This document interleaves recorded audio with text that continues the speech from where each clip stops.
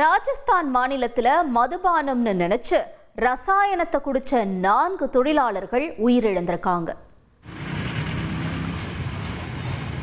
ராஜஸ்தான் மாநிலம் பில்வாரா பகுதியில் நச்சு ரசாயனத்தை மதுபானம் என நினைத்து குடித்த 4 தொழிலாளர்கள் உயிரிழந்தது சோகத்தை ஏற்படுத்தியுள்ளது.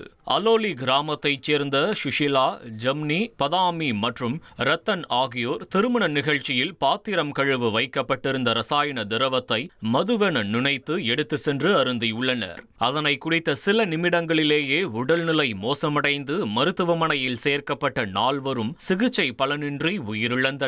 இந்த துயர சம்பவம் கிராம மக்களிடையே பெரும் சோகத்தை ஏற்படுத்தியுள்ளது.